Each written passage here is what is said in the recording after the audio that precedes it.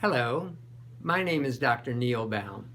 I'm a urologist in New Orleans, Louisiana, and I would like to take this opportunity to talk with you about bladder cancer. In this 7-minute video, I will talk about the signs and symptoms of bladder cancer, the evaluation of bladder cancer, and what treatment options are available for this common urologic condition. Let's begin by a discussion of what is cancer. Bladder cancer develops when cells in the bladder begin to grow abnormally. Rather than grow and divide in an orderly fashion, these cells develop mutations that cause them to grow out of control and not to die. These abnormal cells form a tumor or a cancer. There are over 500,000 Americans alive with bladder cancer today. It's more common in men than in women. There's 70,000 new cases every year, and bladder cancer causes 15,000 deaths in the United States each year. The causes of bladder cancer are not entirely known. It is known that it is more common in older men and women after the age of 65. Smoking is a particular risk factor, as well as radiation and exposures to certain chemicals such as the aniline dyes that are often used to stain fabrics and various finishes on wood. There is also a risk factor if you have a family member with a history of bladder cancer, and chronic inflammation, such as people who use a catheter for long periods of time, are also at increased risk.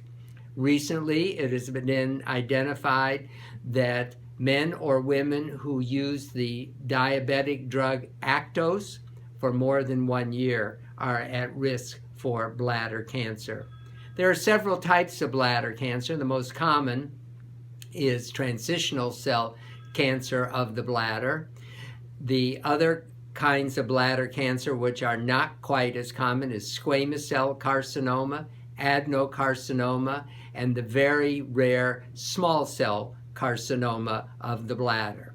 The signs and symptoms are blood in the urine, called hematuria. It may be visible to you, the patient, or your doctor may identify microscopic blood in the urine on your annual examination.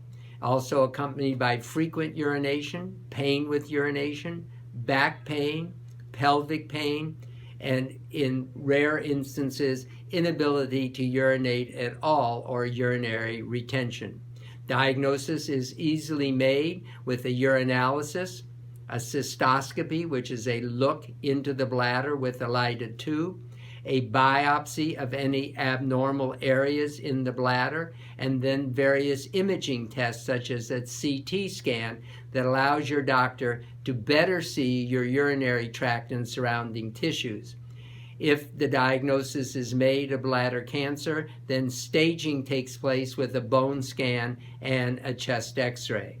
The treatment of superficial transitional cell carcinoma of the bladder, which is the most common, is the transurethral resection of the bladder tumor, or TURBT. This is where the doctor goes in with a cystoscope and uses a special instrument to remove the abnormal tissue. You may experience some blood and pain upon urination for a few days following the procedure. There are situations where there is recurrent disease or high-grade cancer that might require the use of BCG therapy for superficial transitional cell carcinoma. This is a bacterium used in the vaccine for tuberculosis. Interferon is sometimes used in combination with BCG, where the medicine is instilled into the bladder on a regular basis. For those who have invasive bladder cancer that is invading the muscles or the surrounding tissue, then the entire bladder is removed. The risks of this procedure are infection, bleeding, and most men who have their bladder removed will have erectile dysfunction.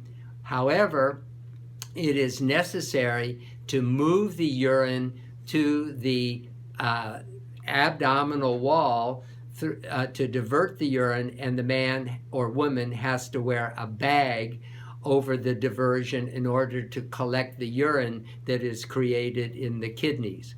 Chemotherapy is used for bladder cancer that requires removal of the bladder before and after removal of the bladder, and it usually requires 2 or more drugs, and as I mentioned, it may be used before or after surgery.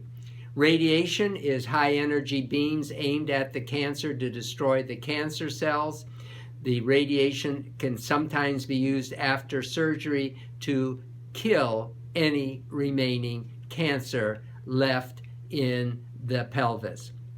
The follow-up for bladder cancer is that since most of them are transitional cell cancer, then they need a follow-up cystoscopy to examine the interior of the bladder, and this has to be performed every 3 to 4 months for the next 5 years after the diagnosis of bladder cancer is made. In summary, bladder cancer is a reasonably common urologic condition. The first signs and symptoms are blood in the urine. Treatment is usually managed with the cystoscope and removing any abnormal tissue that is identified at the time of cystoscopy. And often recurrent disease requires careful follow-up.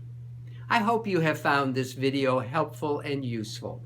If you have any additional questions, don't hesitate to contact me or go to my website, www.neilbaum.com.